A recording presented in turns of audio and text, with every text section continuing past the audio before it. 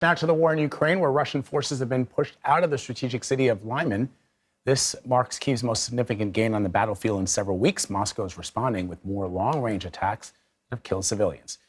Senior foreign correspondent Charlie Daggett is in Ukraine with the very latest on that. Charlie, good morning. Good morning to you, Vlad. Yeah, we visited the site of a civilian convoy on Friday in Zaporizhia, where at least 30 people were killed. A bus depot here a few days ago. More explosions here throughout the morning. Further attacks on civilian targets while Russian forces lose ground on the battlefield. Ukrainian paratroopers swept into Lyman over the weekend after a hard-fought battle, flying the flag for the first time in months. Recapturing the strategic city in the east marks one of the most significant victories of the war.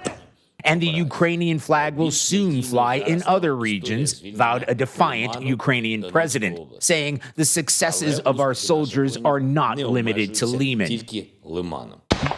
Even as he spoke overnight, his Ukrainian soldiers were advancing in the country's south. Unverified social media posts suggest they pushed Russian troops back around 25 miles in just one day. The rapid-fire territorial takeover slices right into regions President Putin claimed as his own on Friday in his illegal annexation of 4 territories in Ukraine. In his mind, that's now Russian soil. The mayor of Russian-occupied Melitopol, kidnapped in the early days of the war, then released in a prisoner swap, says he expects a massive escalation. What sort of military statement do you think President Putin may make now? I think he can use nuclear weapons on these territories to make his military tasks. That has put cities like Dnipro on edge, where the Russian military has already stepped up attacks on civilian targets in recent days. It's not exactly clear what the intended target was, but a massive Russian missile completely destroyed this home in a residential neighborhood. Neighbors tell us a grandmother, a mother, and 2 small children were killed as they slept.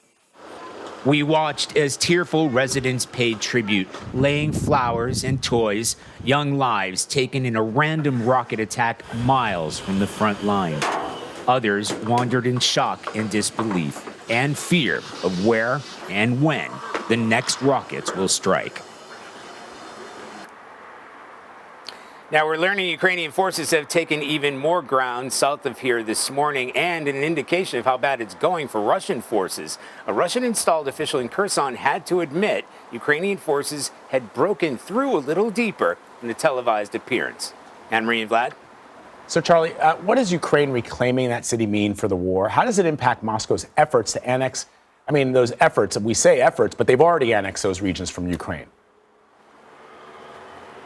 Yes, well, this is key because it comes just after President Vladimir Putin claimed that territory his own on Friday night. The very next day was this lightning attack around Lyman. Now, where that's important or why that's important, because it sort of splits the 2 regions, Kherson and Donetsk, that he had already claimed. So logistically, it is a smack in the face for the Russians who are trying to move men and materiel from one place to another. It's at a crossroads. Well, we were among the last journalists there in the spring when the Russians had taken it over. It is a critical place for the Russians to hold that territory because it is a transport hub between those 2 regions, those 2 districts. So on that level, it hurts. On another level, it's great for morale. So it enables Ukrainian forces to pierce right into that region, that Donbass region, and it cripples, at least temporarily, the war effort, the military effort for the Russians who are trying to regain territory. I mean, it was extraordinary. On Saturday morning, the Russian Defense Ministry said we had to retreat. They were surrounded, and they decided to go to a different location. I mean, that's essentially an admission of being defeated, an admission of Ukrainian victory. What's also important is what's happened overnight, the past 24 hours, as Ukrainian forces are now pushing into Kherson, that's south of here. That is a critical region. They have been trying for months to get into that area. And we've been hearing all kinds of counteroffensives where the Ukrainian forces have been mounting their resources in order to punch through Russian territory. And from what we've learned from our sources on the ground and from social media, they've been able to gain something like 20, 25 miles, as you saw in that report, in the past 24 hours or so. So the Russians are on the back foot on two fronts. Up in the northeast, we talk about Lyman, and down in the south, in these critical points around Kherson.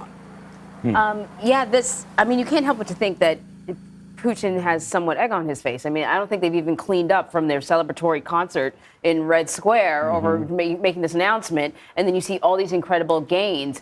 But I think the concern for many people is if Putin continues to take sort of defeat after defeat, then what will be the result? How will he try to claw back, more land? And is this veiled nuclear threat something that we should be really concerned about?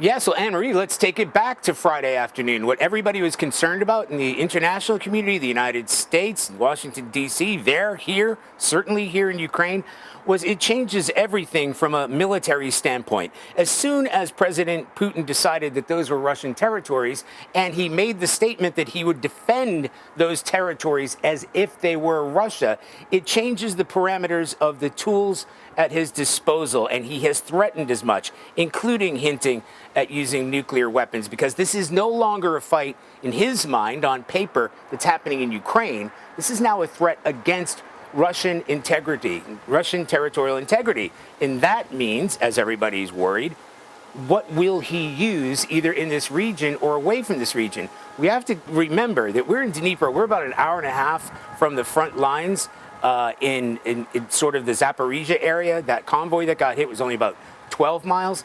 But this place is getting battered every night. The fact is, with their long-range weapons, they don't have to be at the front line for people around here to be worried about where they can reach. The Russians can reach Kyiv, they can reach Vinnytsia, they can reach pretty much any point of this country, and they have the weaponry to do so. The question is, as Ukrainian forces are pushing into these areas and making these territorial gains, what will be the reaction of President Putin and this Russian military? They're not just going to sit still and watch this happen. It's a humiliating defeat on two fronts, and now everybody's worried what will be the retaliation.